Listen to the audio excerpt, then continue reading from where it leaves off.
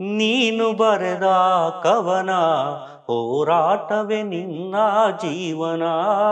ನೀನು ಬರೆದ ಕವನ ಹೋರಾಟವೇ ನಿನ್ನ ಜೀವನ. ಎದೆಗಂಟಿದ ಗಾಯಗಳಲ್ಲೇ ಗುರಿಗಾಗಿ ಸಾಗಿದ ಪಯಣ. ಎದೆಗಂಟಿದ ಗಾಯಗಳಲ್ಲೇ ಗುರಿಗಾಗಿ ಸಾಗಿದ ಪಯಣ.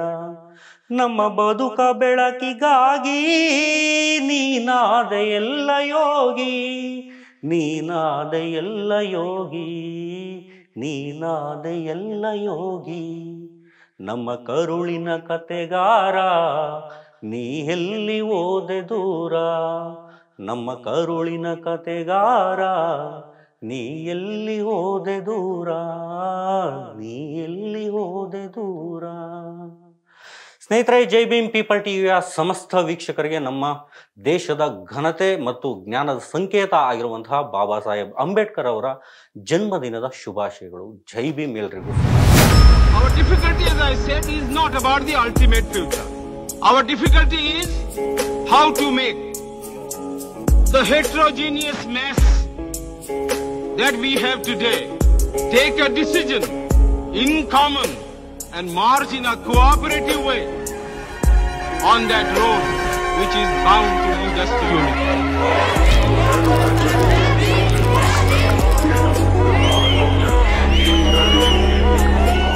ಸ್ನೇಹಿತರೆ, ಈ ನಮ್ಮ ದೇಶ ಸ್ವತಂತ್ರ ಕಂಡು 78 ವರ್ಷಗಳೇ ಕಳೆದಿದ್ದಾವೆ.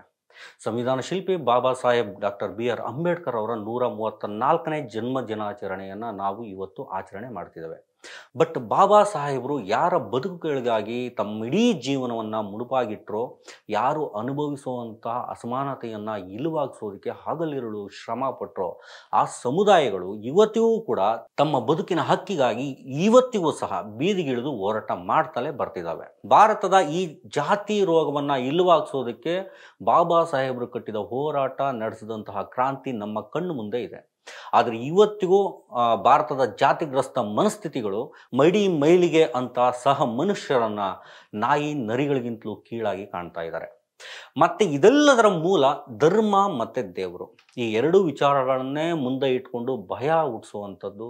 ಮತ್ತೆ ಜಾತಿವಾದಿಗಳು ಇವತ್ತಿಗೂ ಸಹ ಆರ್ಥಿಕವಾಗಿ, ಸಾಮಾಜಿಕವಾಗಿ, ರಾಜಕೀಯವಾಗಿ, ಧಾರ್ಮಿಕವಾಗಿ ದಲಿತ ದಮನಿತರನ್ನ ಮೂಲೆ ಗುಂಪು ಮಾಡ್ತಾನೆ ಬಂದಿದ್ದಾರೆ. ಇದೆಲ್ಲದರ ಅರಿವಿದ್ದಂತಹ ಬಾಬಾ ಸಾಹೇಬರು ತಾವು ದೇವರು ಧರ್ಮಗಳನ್ನು ನಂಬದಿದ್ರೂ ಸಹ ಅಸ್ಪೃಶ್ಯರ ಧಾರ್ಮಿಕ ಹಕ್ಕುಗಳಿಗಾಗಿ ದೊಡ್ಡ ಕ್ರಾಂತಿಯನ್ನೇ ಮಾಡಿದ್ರು. ಸಾರ್ವಜನಿಕ ಜಾಗಗಳಲ್ಲಿ ದಲಿತರಿಗೆ ಪ್ರವೇಶ ಕೊಡಲೇಬೇಕು ಅಂತ ಹೇಳಿ ಮಹಾಡ್ ಚಳುವಳಿಯನ್ನ ಆರಂಭಿಸಿದಂತಹ ಬಾಬಾ ಸಾಹೇಬರು ದಲಿತರಿಗೆ ದೇಗುಲ ಪ್ರವೇಶ ಇರಬೇಕು ಅಂತ ಹೇಳಿ ದೊಡ್ಡದಾದಂಥ ಕ್ರಾಂತಿಯನ್ನ ನಡೆಸ್ತಾರೆ. ಈ ಹೋರಾಟದ ಕುರಿತು ಕನ್ನಡದ ಬಹುಮುಖ್ಯ ಅಂಬೇಡ್ಕರ್ವಾದಿ, ಚಿಂತಕ, ಲೇಖಕ, ಕವಿ ವಿಕಾಸ್ ಆರ್ ಮೌರ್ಯ ಅವರು ಒಂದು ಲೇಖನವನ್ನು ಬರೆದಿದ್ದಾರೆ.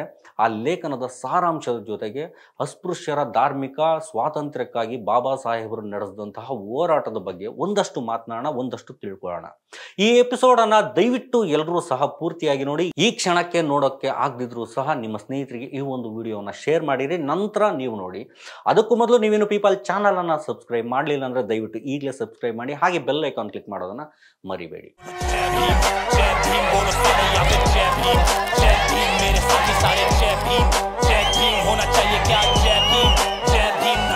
ಸ್ನೇಹಿತರೆ, ನಮ್ಮ ಇಡೀ ಭವಿಷ್ಯ ಏನಿದೆ ಅದು ರಾಜಕಾರಣದ ಮೇಲೆ ನಿಂತಿದೆ ಬಿಟ್ಟರೆ ಬೇರೆ ಯಾವುದರ ಮೇಲೂ ಅಲ್ಲ. ಪಂಡ್ರಾಪುರ, ತ್ರಂಬಕೇಶ್ವರ, ಕಾಶಿ, ವಿಶ್ವನಾಥ, ಹರಿದ್ವಾರ ಈ ರೀತಿಯಾದಂಥ ಇತ್ಯಾದಿ ತೀರ್ಥಯಾತ್ರೆಗಳಿಂದಾಗಲಿ ಅಥವಾ ಶನಿ ಮಹಾತ್ಮ ಮತ್ತು ಶಿವಲೀಲಾಮೃತ ಅಥವಾ ಗುರುಚರಿತ್ರೆಯಂತಹ ಉಪವಾಸದಿಂದಾಗಲಿ ನಮ್ಮ ಉದ್ಧಾರವಂತೂ ಖಂಡಿತ ಸಾಧ್ಯನೇ ಇಲ್ಲ, ಆಗೋದಂತೂ ಇಲ್ಲ. ನಿಮ್ಮ ಪೂರ್ವಜರು ಸಾವಿರಾರು ವರ್ಷಗಳಿಂದ ಇವುಗಳನ್ನು ಮಾಡಿಕೊಂಡು ಬಂದಿದ್ದಾರೆ. ಆದರೂ ನಿಮ್ಮ ಸ್ಥಿತಿಯಲ್ಲಿ ಒಂದು ಅಂಶವಾದರೂ ಬದಲಾಗಿದೆಯೇ? ನಿಮ್ಮ ಮೈ ಮೇಲೆ ಹಳೆಯ ಅರ್ಧ ಬಟ್ಟೆಗಳು, ಹೊಟ್ಟೆಗೆ ಅರಬೆಂದ ಅರ್ಧ ರೊಟ್ಟಿಯ ತುಂಡು, ದನದ ಕೊಟ್ಟಿಗೆಗಿಂತಲೂ ಗಲೀಜಾಗಿರುವ ಸ್ಥಳಗಳಲ್ಲಿ ನಿಮ್ಮ ವಾಸ, ಕೋಳಿಗಳ ಹಾಗೆ ರೋಗ ರುಜಿನಗಳಿಗೆ ಬಲಿಯಾಗುವ ನಿಮ್ಮ ನಿಶಕ್ತತೆ, ಇಂತಹ ದುಸ್ಸಹನೀಯ ಪರಿಸ್ಥಿತಿ ಇಲ್ಲಿಯವರೆಗೆ ಏಕೆ ಬದಲಾಗಿಲ್ಲ? ನಾವು ತೆಗೆದುಕೊಳ್ಳುವ ಒಂದು ಔಷಧದಿಂದ ರೋಗ ಗುಣಮುಖವಾಗದಿದ್ದರೆ ನಾವು ಔಷಧ ಬದಲಿಸಬೇಕಲ್ವೇ? ವೈದ್ಯರನ್ನು ಬದಲಿಸುವುದು ಬೇಡವೇ?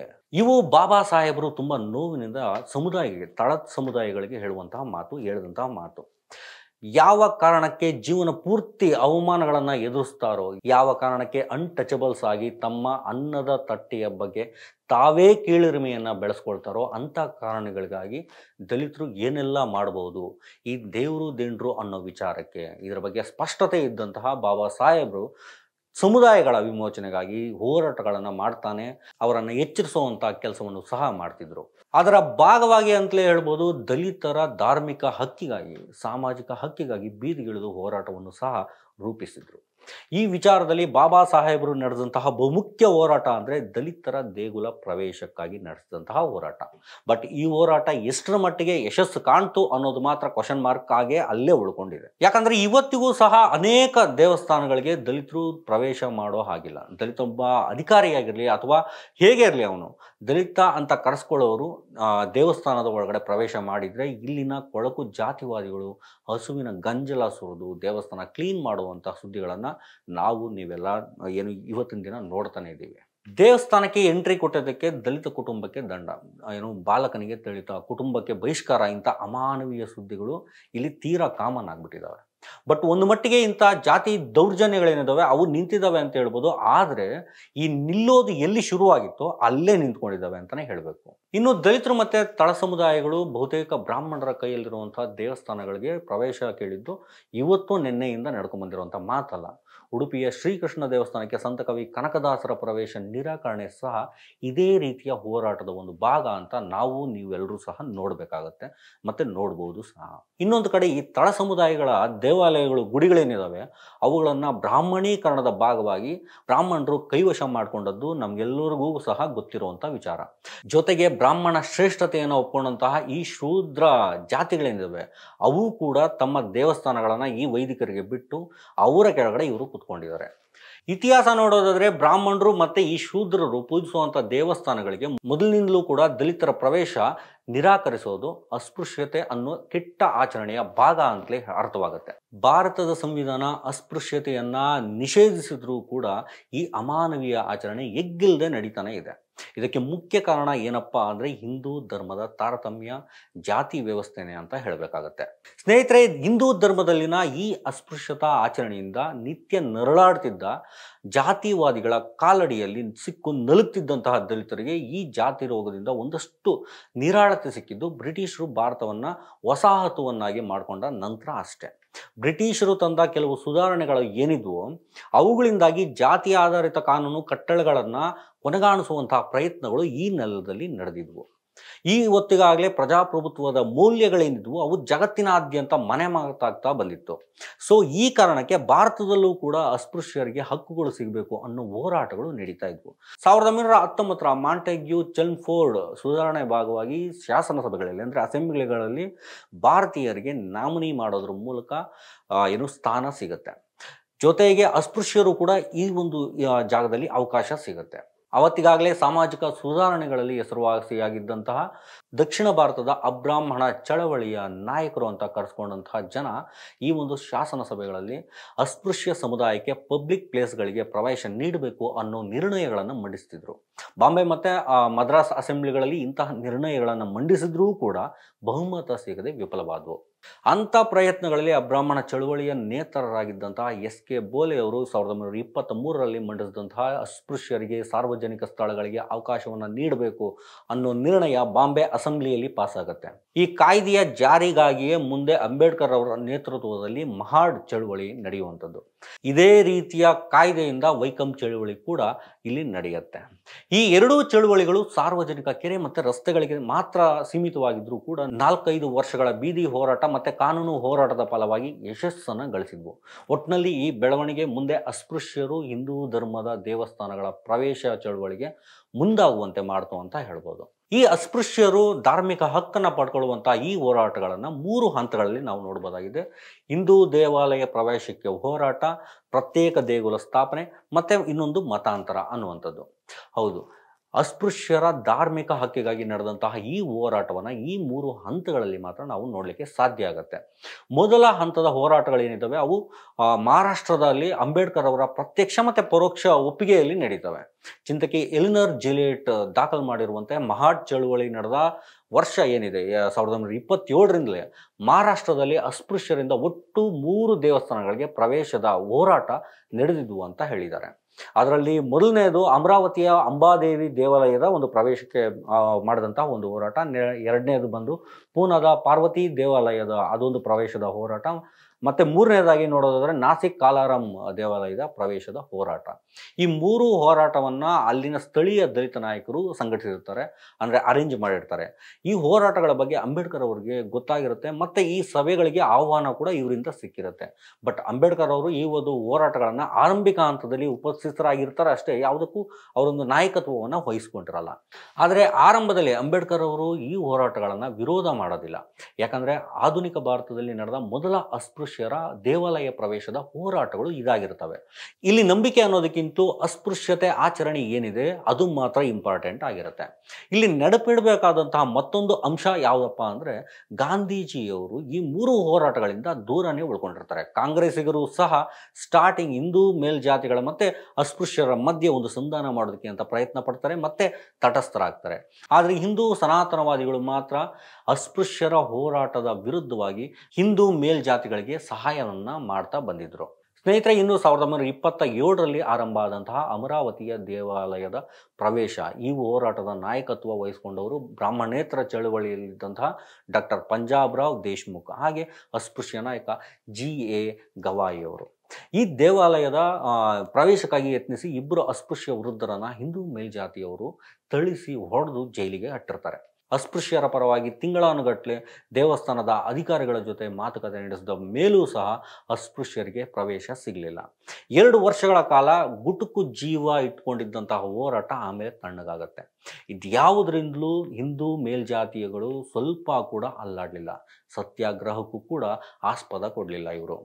ಆದರೆ 1929ರಲ್ಲಿ ಪೂನಾದ ಪಾರ್ವತಿ ದೇವಾಲಯದ ಪ್ರವೇಶದ ಹೋರಾಟ ಏನಿತ್ತು ಅದು ಒಂಚೂರು ಅಪ್ಗ್ರೇಡ್ ಆಗಿರುತ್ತೆ. ಈ ಹಿಂದಿನ ಹೋರಾಟಕ್ಕೆ ಹೋಲಿಸಿದ್ರೆ ಇದರಲ್ಲಿ ಅಸ್ಪೃಶ್ಯರು ಬಲವಾಗಿ ನಿಂತಿರ್ತಾರೆ. ಹಿರಿಯ ಅಸ್ಪೃಶ್ಯ ನಾಯಕರಾಗಿದ್ದಂತಹ ಶಿವರಾಮ್ ಜಾನ್ಬಾ ಕಾಂಬ್ಳೆ ಈ ಸತ್ಯಾಗ್ರಹದ ಮುಂಚೂಣಿ ನಾಯಕರಾಗಿರ್ತಾರೆ. ಜೊತೆಗೆ ಹಲವಾರು ಬ್ರಾಹ್ಮಣೇತರ ಚಳುವಳಿ ನಾಯಕರು ಮತ್ತೆ ಜೊತೆಗೆ ಉದಾರವಾದಿ ಬ್ರಾಹ್ಮಣರು ಕೂಡ ಇವರ ಕೈ ಜೋಡಿಸಿರ್ತಾರೆ. ಅವತ್ತು ಪಾರ್ವತಿ ಬೆಟ್ಟದ ಕೆಳಗಡೆ 100 ಅಸ್ಪೃಶ್ಯರು ಸೇರಿರ್ತಾರೆ. ಈ ಬೆಟ್ಟದ ತುದಿಯಲ್ಲಿರುವಂತಹ ದೇವಸ್ಥಾನ ಏನಿದೆ ಅದು ಪೇಶ್ವೆಗಳು ನಿರ್ಮಿಸಿರುವಂತಹ ದೇವಸ್ಥಾನ. 4 ಜನ ಹೆಣ್ಮಕ್ಳು ಸೇರ್ಕೊಂಡಂತೆ 12 ಜನ ಸತ್ಯಾಗ್ರಹಿಗಳ ಗುಂಪು ಬೆಟ್ಟದ ಮೆಟ್ಟಿಲುಗಳನ್ನು ಹತ್ತೋದಕ್ಕೆ ಟ್ರೈ ಮಾಡ್ತಾರೆ. ಅವರು ಮಾಡ್ತಿದ್ದಂತೆ ಹಿಂದೂ ಮೇಲ್ಜಾತಿಯವರು ಅವರನ್ನು ಹೊಡೆಯೋದಕ್ಕೆ ಶುರು ಮಾಡ್ತಾರೆ. ಚಂಬಾರ್ ನಾಯಕ, ರಾಜಬೋಸ್ ಸೇರಿದಂತೆ ಹಲವು ಅಸ್ಪೃಶ್ಯರನ್ನ ಆಸ್ಪತ್ರೆಗೆ ಸಾಗಿಸಿ ಜೀವ ಉಳಿಸ್ಕೊಳ್ಬೇಕಾಗತ್ತೆ. ಈ ಸ್ಥಳಕ್ಕೆ ಭೇಟಿ ಕೊಟ್ಟಂತಹ ಆಗಿನ ಕಲೆಕ್ಟರ್ ಮತ್ತೆ ಪೊಲೀಸರು ದೇವಾಲಯಕ್ಕೆ ಒಂದು ಬೀಗವನ್ನು ಜಡಿತಾರೆ. ಅವತ್ತಿಂದ ಹಗಲು ರಾತ್ರಿ 4 ತಿಂಗಳುಗಳ ಕಾಲ 5 ಜನ ಅಸ್ಪೃಶ್ಯರ ತಂಡ ಮುಚ್ಚಿದಂತಹ ದೇವಸ್ಥಾನದ ಬಾಗಿಲಲ್ಲೇ ಸತ್ಯಾಗ್ರಹಕ್ಕೆ ಕೂರ್ತಾರೆ. 4 ತಿಂಗಳಾದರೂ ಸಹ ಯಾರು ಕ್ಯಾರೆ ಅನ್ನೋದ ಪರಿಣಾಮವಾಗಿ ಈ ಒಂದು ಸತ್ಯಾಗ್ರಹವನ್ನು ಇವರೇ ನಿಲ್ಲಿಸಬೇಕಾಗತ್ತೆ.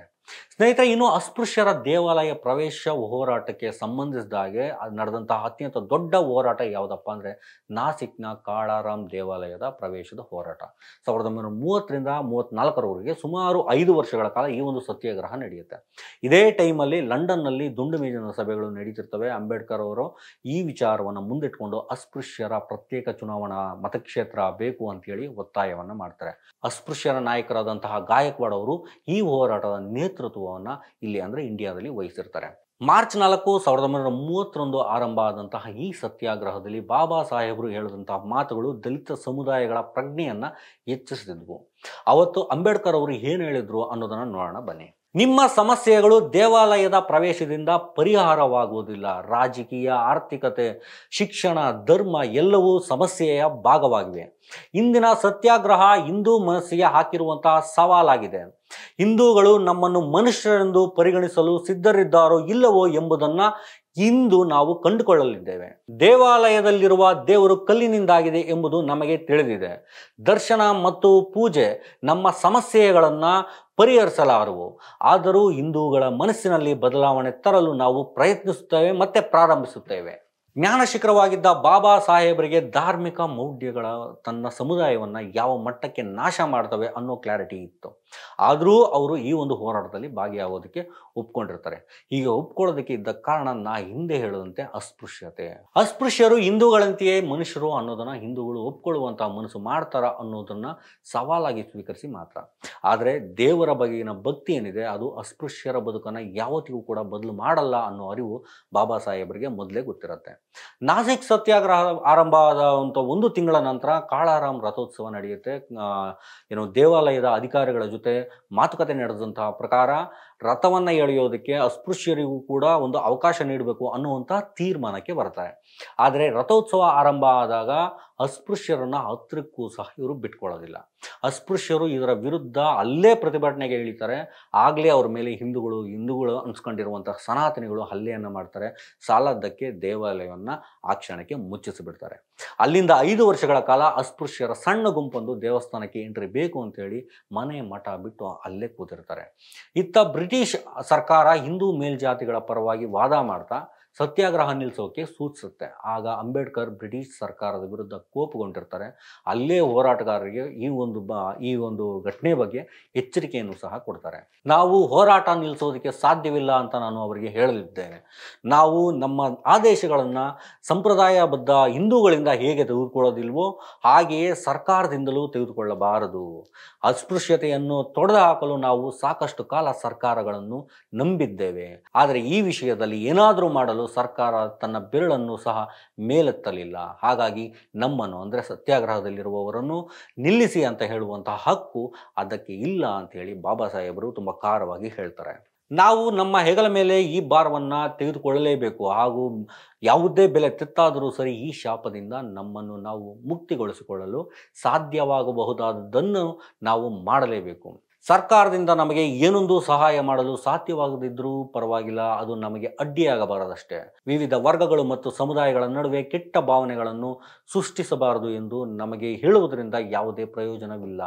ಸರ್ಕಾರ ನಮಗೆ ಮಾತ್ರವಲ್ಲದೆ ಎಲ್ಲ ಸಮುದಾಯಗಳನ್ನು ಉದ್ದೇಶಿಸಿ ಮನವಿ ಮಾಡಿಕೊಳ್ಳಬೇಕು. ಅದರಲ್ಲಿಯೂ ವಿಶೇಷವಾಗಿ ಈ ವಿಷಯದಲ್ಲಿ ತಪ್ಪು ಮಾಡುತ್ತಿರುವ ಹಾಗೂ ಪಾಪ ಮಾಡುತ್ತಿರುವ ಸಮುದಾಯಗಳನ್ನು ಉದ್ದೇಶಿಸಿ ಮನವಿ ಮಾಡಿಕೊಳ್ಳಬೇಕು ಅಂತ ಸರ್ಕಾರಕ್ಕೂ ಸಹ ಬಾಬಾ ಸಾಹೇಬರು ಎಚ್ಚರಿಕೆಯನ್ನು ನೀಡುತ್ತಾರೆ.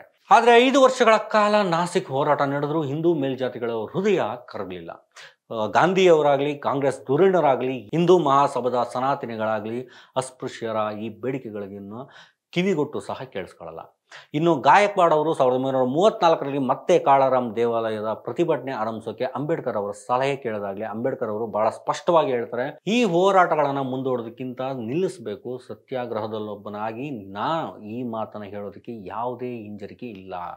ನಾನು ಈ ಚಳುವಳಿಯನ್ನು ಶುರು ಮಾಡಿದ್ದು ಯಾಕೆ ಅಂದರೆ ಯಾವ ವಿಗ್ರಹಗಳನ್ನು ಅಸ್ಪೃಶ್ಯ ವರ್ಗಗಳು ಪೂಜಿಸಬಾರ್ದು ಅಂತ ತಡಿಲಾಗಿತ್ತೋ ಅವುಗಳನ್ನು ಪೂಜಿಸುವಂತಾಗಬೇಕು. ಮತ್ತೆ ದಮನಿತ ವರ್ಗಕ್ಕೆ ಶಕ್ತಿ ತುಂಬೋದಕ್ಕೆ ಮತ್ತೆ ಅವ್ರಿಗಿರುವಂಥ ಶಕ್ತಿಯನ್ನು ತಿಳಿಸ್ಲಿಕ್ಕೆ ಈ ಹೋರಾಟಗಳನ್ನು ಶುರು ಮಾಡಿದೆ. ಬಟ್ ಈ ದೇವಸ್ಥಾನಕ್ಕೆ ಹೋಗೋದ್ರಿಂದ ದಮನಿತರ ಬದುಕು ಯಾವುದೇ ಕಾರಣದಿಂದಲೂ ಬದಲಾಗೋದಿಲ್ಲ. ದಮನಿತರು ರಾಜಕೀಯ ಮತ್ತು ಶಿಕ್ಷಣದ ಮೇಲೆ ತಮ್ಮ ಶಕ್ತಿ ಮತ್ತು ಸಂಪನ್ಮೂಲಗಳನ್ನು ಇಡಬೇಕಾಗತ್ತೆ. ಇದೊಂದೇ ಅವರಿಗೆ ಬದಲಾವಣೆಗೆ ಶಕ್ತಿ ತುಂಬುವಂಥದ್ದು ಅಂತ ನಾನು ನಂಬಿದ್ದೀನಿ. ಮತ್ತು ಈ ಎರಡರ ಮಹತ್ವವನ್ನು ಅವರು ಅರ್ಥ ಮಾಡ್ಕೊಳ್ತಾರೆ ಅಂತ ಭಾವಿಸ್ತೀನಿ ಅಂತ ಹೇಳ್ತಾರೆ. ಇದಾದಮೇಲೆ ಅಂಬೇಡ್ಕರ್ ಅವರು ಮುಂದೆ ನಡೆದಂತಹ ಯಾವುದೇ ದೇವಾಲಯ ಪ್ರವೇಶ ಅನ್ನೋ ಹೋರಾಟಗಳಿಗೆ ಇರೋದಿಲ್ಲ. ಇನ್ನು 1935ರ ಹೊತ್ತಿಗೆ ಈ ದೇವಾಲಯ ಪ್ರವೇಶ ಹೋರಾಟಗಳೇನಿದ್ದಾವೆ ಅವು ನಿಷ್ಪ್ರಯೋಜಕ ಅಂತ ಅರ್ಥವಾಗ್ತಾ ಹೋಗುತ್ತೆ. ಅಸ್ಪೃಶ್ಯರಿಗೆ ಬೆಂಬಲ ಕೊಡ್ತಿದ್ದಂತಹ ಅಬ್ರಾಹ್ಮಣ ನಾಯಕರು ಮತ್ತೆ ಉದಾರವಾದಿ ಬ್ರಾಹ್ಮಣರು ಹಿಂದೂ ಮೇಲ್ಜಾತಿಗಳ ಕೆಂಗಣ್ಣಿಗೆ ಗುರಿಯಾಗ್ತಾರೆ. ಅವರನ್ನು ಸಮಾಜದಿಂದ ಬಹಿಷ್ಕರಿಸುವಂತಹ ಮಾತುಗಳು ಆಚೆ ಬರ್ತವೆ. ಹಾಗೆಯೇ ಕೆಲವರನ್ನ ಬಹಿಷ್ಕಾರನೂ ಮಾಡ್ತಾರೆ.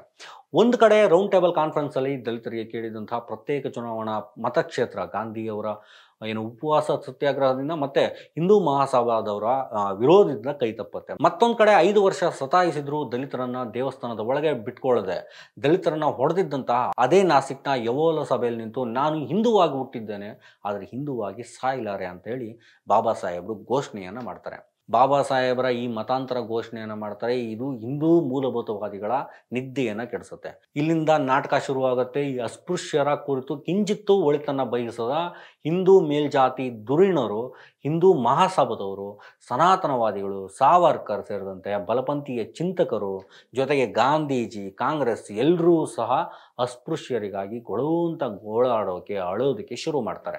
ಸಾವರ್ಕರ್ ಹಿಂದೂ ಧರ್ಮದಿಂದ ಅಸ್ಪೃಶ್ಯರು ಹೊರಗಡೆ ಹೋದ್ರೆ ನಮಗೆ ಹೆವಿ ಲಾಸ್ ಆಗುತ್ತೆ ಅಂತ ಗೋಳಾಡೋಕೆ ಶುರು ಮಾಡ್ತಾರೆ. ಕಾಂಗ್ರೆಸ್ ಮತ್ತೆ ಗಾಂಧೀಜಿ ಅಪ್ರೆಸ್ಡ್ ಕ್ಲಾಸಸ್ ಲೀಗ್ ಅನ್ನೋ ಸಂಘಟನೆಯನ್ನ ಹರಿಜನ ಸೇವಕ ಸಂಘ ಅಂತ ಬದಲಾಯಿಸಿ ದಲಿತರನ್ನ ದೇವರ ಮಕ್ಕಳು ಅಂತ ಕರೀತಾರೆ. ಒಂದು ಕಡೆ ಈಗಾಗ್ತಿದ್ರೆ ಮತ್ತೊಂದು ಕಡೆ ಈ ಸನಾತನವಾದಿಗಳು ಅಸ್ಪೃಶ್ಯರನ್ನ ನೀಚ ಕುಲದವರು, ಅವರಿಗೆ ಯಾವುದೇ ರೀತಿಯ ಸಹಕಾರ ಕೊಡಬಾರ್ದು ಅಂತ ಹೇಳಿ ಮಾತನಾಡೋಕ್ಕೆ ಶುರು ಮಾಡಿರ್ತಾರೆ. ಇಲ್ಲಿ ಇನ್ನೊಂದು ವಿಚಾರ ನಾವು ಗಮನಿಸಬೇಕಾಗಿರೋದು 1935 ಬಾಬಾ ಸಾಹೇಬ್ ಅಂಬೇಡ್ಕರ್ ಅವರ ಮತಾಂತರ ಘೋಷಣೆಯಿಂದಾಗಿ ಅಸ್ಪೃಶ್ಯರನ್ನ ಒಲಿಸ್ಕೊಳ್ಳುವಂಥ ಸಂಖ್ಯೆ ಏನಿದೆ ಅದು ಕೂಡ ಹೆಚ್ಚಾಗ್ತಾ ಹೋಗುತ್ತೆ. ಅದರ ಜೊತೆಗೆ ಅಂಬೇಡ್ಕರ್ ಅವರು ಸಮಸ್ತ ಅಸ್ಪೃಶ್ಯ ನಾಯಕರಲ್ಲ, ಸಮಸ್ತ ಅಸ್ಪೃಶ್ಯ ಜನಾಂಗದ ನಾಯಕರಲ್ಲ ಅನ್ನೋದನ್ನ ಬಿಂಬಿಸೋದಕ್ಕೆ ತುಂಬ ದೊಡ್ಡ ಮಟ್ಟದ ಪ್ರಯತ್ನಗಳು ಕೂಡ ನಡೆಯುತ್ತೆ. ಅದರ ಭಾಗವಾಗಿ ಕಾಂಗ್ರೆಸ್ ಅವರು ಬಾಬು ಜಗಜೀವನ್ ರಾಮ್ ಅವರನ್ನ, ಹಿಂದೂ ಮಹಾಸಭಾದ MC ರಾಜಾರವರನ್ನ ಅಂಬೇಡ್ಕರ್ ಅವರ ವಿರುದ್ಧ ನಿಲ್ಲಿಸೋದಕ್ಕೆ ಪ್ರಯತ್ನ ಪಡುತ್ತೆ. ಅಂಬೇಡ್ಕರ್ ಅವರ ದೂರದೃಷ್ಟಿ ತಿಳ್ಕೊಳ್ಳೋದ್ರಲ್ಲಿ ಅಮಾಯಕರಾಗಿದ್ದಂತಹ ಅಸ್ಪೃಶ್ಯ ಜಾತಿಗಳೇನಿದಾವೆ ಅವು ಹಿಂದೆ ಬೀಳುತ್ತೆ. ಸ್ನೇಹಿತರೆ, ಇಲ್ಲಿವರೆಗೂ ಈ ಒಂದು ವಿಡಿಯೋವನ್ನು ನೋಡಿದಿರಿ ಅಂದರೆ ಈ ವಿಡಿಯೋ ನಿಮ್ಮನ್ನು ಹಿಡಿದಿಟ್ಕೊಂಡಿದೆ, ಈ ವಿಡಿಯೋ ನಿಮ್ಗೆ ಇಷ್ಟ ಆಗ್ತಿದೆ ಅಂತ ಭಾವಿಸ್ತೀವಿ. ದಯವಿಟ್ಟು ಹಾಗೆ ನಮ್ಮ ಚಾನಲನ್ನು ಸಬ್ಸ್ಕ್ರೈಬ್ ಮಾಡಿ, ಆ ಬೆಲ್ ಐಕಾನ್ ಕ್ಲಿಕ್ ಮಾಡೋದನ್ನು ಮರಿಬೇಡಿ. Back to the topic. ಮೇಲ್ಜಾತಿ ಬ್ರಾಹ್ಮಣ ಬನಿಯ ರಾಜಕೀಯದ ಬಲೆಯಲ್ಲಿ ಬಿದ್ದಂತಹ ಅಸ್ಪೃಶ್ಯ ಸಮುದಾಯಗಳು ಬಲಿಪಶುಗಳಾಗ್ತವೆ. ಇವತ್ತಿಗೂ ಸಹ ಅದೇ ಬಲೆಯಲ್ಲಿ ಹೊರಳಾಡ್ತಾ ಹಿಂದೂ ದೇವಸ್ಥಾನದ ಪ್ರವೇಶಕ್ಕಾಗಿ ಹೋರಾಟ ಮಾಡ್ತಿದ್ದಾವೆ. ಸುಮಾರು ಹೋರಾಟಗಳನ್ನು ನಾವು ನೋಡ್ತಾ ಇದ್ದೇವೆ. ಬಟ್ ಅದೆಷ್ಟೇ ಮಿತಿಗಳನ್ನು ಹೊಂದಿದ್ರೂ ಕೂಡ ಮಹಾರಾಷ್ಟ್ರದ ಮಹಾರರು ಅಂಬೇಡ್ಕರ್ ಅವರ ದಾರಿಯಲ್ಲಿ ನಡೆದು ಬೌದ್ಧ ಧಮ್ಮಕ್ಕೆ ಮರಳಿ ನವ ಬೌದ್ಧರಾಗಿದ್ದಾರೆ. ಅವರ ಮನವೊಲಿಸೋದಕ್ಕೆ ಇವತ್ತಿಗೂ ಸಹ ರಾಜಕೀಯ ಪಕ್ಷಗಳು ಯಾವುದೇ ಗುಡಿ ಗೋಪುರಗಳ ಆಶ್ವಾಸನೆ ಕೊಡಲ್ಲ. ಯಾಕಂದರೆ ಅಲ್ಲಿನ ಮಹರ್ ದಲಿತರಿಗೆ ಅವು ಬೇಕಾಗೂ ಇಲ್ಲ. 19ನೇ ಶತಮಾನದಲ್ಲಿ ಮಹರರಿಗಿಂತ ಬಹಳ ಮುಂದಿದ್ದಂತಹ ಚಂಬಾರರು ಇವತ್ತಿಗೂ ಸಾಮಾಜಿಕವಾಗಿ ಹಾಗೆ ಆರ್ಥಿಕವಾಗಿ ಹಿಂದುಳಿದಿರೋದಕ್ಕೆ ಕಾರಣ ಅವರು ಹಿಂದೂ ಧರ್ಮದ ಬಲೆಯಲ್ಲಿರೋದು. ಇದರಲ್ಲಿ ಯಾವುದೇ ಡೌಟ್ ಬೇಡ ನಿಮಗೆ. ಈ ಎಲ್ಲ ಹೋರಾಟಗಳ ಜೊತೆಗೆ ಅಸ್ಪೃಶ್ಯರು ಪ್ರತ್ಯೇಕವಾಗಿ ದೇವಾಲಯಗಳನ್ನು ನಿರ್ಮಿಸುವಂತಹ ಯೋಚನೆಗಳನ್ನು ಸಹ ಮಾಡ್ತಾರೆ. ಚೌಕಾಮೇಳ ದೇವಾಲಯ ನಿರ್ಮಿಸೋಕೆ ಅಂತ ಹೊರಟಾಗ ಅಂಬೇಡ್ಕರ್ ಅವರು ಅದನ್ನು ತಡೆದಿದ್ರು. ಹಿಂದೂ ಧರ್ಮದ ಚೌಕಟ್ಟಿನ ಒಳಗಡೆ ಕೈಗೊಳ್ಳುವಂತಹ ಯಾವುದೇ ಸುಧಾರಣೆ ಅಸ್ಪೃಶ್ಯರನ್ನ ಮತ್ತೆ ಅಸ್ಪೃಶ್ಯರನ್ನಾಗಿಯೇ ಇರಿಸುತ್ತೆ ಅನ್ನೋದು ಬಾಬಾ ಸಾಹೇಬರಿಗೆ ಗೊತ್ತಿರುತ್ತೆ. ಸೊ ಇದೆಲ್ಲ ಕಾರಣದಿಂದಾಗಿ 1956 ಅಕ್ಟೋಬರ್ 14ರಲ್ಲಿ ಬೌದ್ಧ ಧಮ್ಮವನ್ನು ಸ್ವೀಕರಿಸಿ ತಮ್ಮ ಮನೆಗೆ ಮತ್ತೆ ಮರಳಿರ್ತಾರೆ. ಜೊತೆಗೆ ಹಿಂದೂ ದೇವತೆಗಳನ್ನು ಯಾವುದೇ ಕಾರಣಕ್ಕೂ ಪೂಜಿಸಬಾರ್ದು ಅಂತ ಪ್ರತಿಜ್ಞೆ ಮಾಡಿ ಇದೇ ಪ್ರತಿಜ್ಞೆಯನ್ನು ತಮ್ಮ ಅನುಯಾಯಿಗಳು ಯಾರು ಇರ್ತಾರೆ ಅವತ್ತಿನ ದಿನ ಅವ್ರ ಕೈಲೂ ಸಹ ಮಾಡಿಸಿರ್ತಾರೆ. ಆಧುನಿಕ ಭಾರತದ ಬೌದ್ಧ ಧಮ್ಮದ ಬೋಧಿಸತ್ವರಾಗ್ತಾರೆ. ಸ್ನೇಹಿತರೆ, ಆಕಸ್ಮಿಕವಾಗಿ ದೇವಸ್ಥಾನಕ್ಕೆ ಹೋದಂತಹ ದಲಿತ ಬಾಲಕನನ್ನೇ ಬಿಡದಂತೆ ಒಡೆದು ಕಳಿಸುವಂತಹ ಮೇಲ್ಜಾತಿ ಜನಗಳು ಏನಿದ್ದಾರೆ ಅವರು ದಲಿತರ ದೇಗುಲ ಪ್ರವೇಶಕ್ಕಾಗಿ ಸ್ವಾಭಿಮಾನಿ ಹೋರಾಟವನ್ನು ಯಾವತ್ತಿಗೂ ಸಹ ಅರ್ಥ ಮಾಡ್ಕೊಳ್ಳೋದಕ್ಕೆ ಸಾಧ್ಯನೇ ಇಲ್ಲ. ಮತ್ತೆ ಅವಕಾಶಗಳನ್ನು ಕೂಡ ಇವರು ಕೊಡೋದಿಲ್ಲ. ಇಂತಹ ಹೋರಾಟಗಳನ್ನು ಮರೆತು ಬಿಡೋದೇ ದಲಿತ ಸಮುದಾಯಕ್ಕೆ ಒಳಿತು ಅಂತಾರೆ ಬಾಬಾ ಸಾಹೇಬ್ ಅಂಬೇಡ್ಕರೈಟ್ ಚಿಂತಕ ವಿಕಾಸ್ ಆರ್ ಮೌರ್ಯ ಅವರು. ಜೊತೆಗೆ ಅಂಬೇಡ್ಕರ್ ಅವರು 1956ರಲ್ಲೇ ಬುದ್ಧನ ಪ್ರಜ್ಞೆ, ಕರುಣೆ ಮತ್ತು ಮೈತ್ರಿಯನ್ನು ನಮಗೆಲ್ಲ ಕೊಟ್ಟು ಹೋಗಿದ್ದಾರೆ. ದಲಿತ ಪ್ರಜ್ಞಾವಂತರು ಯುವಜನತೆ ಕೇರಿಗಳಲ್ಲಿ ಸಣ್ಣದಾದ ಬುದ್ಧ ವಿಹಾರಗಳನ್ನು ಈಗಲಿಂದಲೇ ಪುಟ್ಟದಾಗಿ ಮಾಡಿಕೊಂಡು ನಮ್ಮ ಮುಂದಿನ ತಲೆಮಾರಿಗೆ ಬುದ್ಧನ ಅಪ್ಪುಗೆಯನ್ನು ಬಿಟ್ಟು ಹೋಗಬೇಕಾಗಿದೆ. ಮುಂದಿನ ಪೀಳಿಗೆ ಹಾದಿ ತಪ್ಪದಂತೆ ದೇಗುಲ ಪ್ರವೇಶ ಅನ್ನೋ ಔಟ್ಡೇಟೆಡ್ ಚಳುವಳಿಗಳನ್ನು ಮಾಡ್ತಿರುವಂತೆ ನೋಡ್ಕೊಳ್ಬೇಕಾಗಿದೆ. ಶಿಕ್ಷಣ, ರಾಜಕೀಯ, ಆರ್ಥಿಕ ಬೆಳವಣಿಗೆಗಾಗಿ ಹೋರಾಟಗಳನ್ನು ನಾವು ರೂಪಿಸಬೇಕಾಗತ್ತೆ. ಇಂದೊಂದು ಸಾರಿ ದಲಿತ ಸಂಘರ್ಷ ಸಮಿತಿಯ ಹೋರಾಟಗಾರರೆಲ್ಲರೂ ಸೇರಿ ದೇಗುಲ ಪ್ರವೇಶ ಸಿಗದೇ ಇದ್ದಾಗ ದೇಗುಲದ ಕಡೆ ಮುಖ ಮಾಡಿ ನಿಂತು, ದೇವರೇ ನಿನಗೆ ನಮ್ಮನ್ನು ನೋಡುವಂತಹ ಭಾಗ್ಯ ಇಲ್ಲ, ನಮ್ಮನ್ನು ದರ್ಶನ ಮಾಡುವಂತಹ ಭಾಗ್ಯ ಇಲ್ಲ ಅಂಥೇಳಿ ತಿರುಗಿ ನೋಡದೆ ಅಲ್ಲಿಂದ ಬಂದಿರ್ತಾರೆ. ಈ ನಡೆ ನಮ್ಗೆಲ್ರಿಗೂ ಸಹ ಆದರ್ಶ ಆಗಬೇಕಾಗಿರುವಂಥದ್ದು. ಬಾಬಾ ಸಾಹೇಬರನ್ನ ದೇವಸ್ಥಾನದ ಹೊರಗಡೆ ನಿಲ್ಲಿಸಿ ಮೌಂಟ್ ಬ್ಯಾಟನನ್ನು ಒಳಗಡೆ ಬಿಟ್ಕೊಂಡಂತಹ ಮತ್ತು ಬಾಬು ಜಗಜೀವನ್ ರಾಮ್ ಅವರು ಉದ್ಘಾಟಿಸಿದಂತಹ ದೇವರ ಮೂರ್ತಿಯನ್ನು ಅದಾದ ಮೇಲೆ ಗಂಜಲದಿಂದ ತೊಳೆದಂತಹ ಹಿಂದೂ ದೇವಾಲಯಗಳು ದಲಿತರಿಗೆ ಅಗತ್ಯ ಇಲ್ಲ ಅನ್ನೋದನ್ನು ಇವರಿಗೆ ಅರ್ಥ ಮಾಡಿಸ್ಬೇಕಾಗಿದೆ. ಈ ತಲೆಮಾರಿಗೂ ಸಾಕು ಅಂತ ಹೇಳ್ತಾರೆ ವಿಕಾಸ್ ಆರ್ ಮೌರ್ಯ ಅವರು. Thanks for watching. ನೋಡ್ತಾ ಇರಿ ಪೀಪಲ್ ಟಿವಿ. ವಿಡಿಯೋ ಇಷ್ಟ ಆಗಿದ್ರೆ ಲೈಕ್ ಮಾಡಿ, ಹಾಗೆ ನಿಮ್ಮ ಸ್ನೇಹಿತರಿಗೂ ಸಹ ಶೇರ್ ಮಾಡೋದು ಮರಿಬೇಡಿ, ಸಬ್ಸ್ಕ್ರೈಬ್ ಮಾಡೋದು ಹಾಗೆ ಮರಿಬೇಡಿ.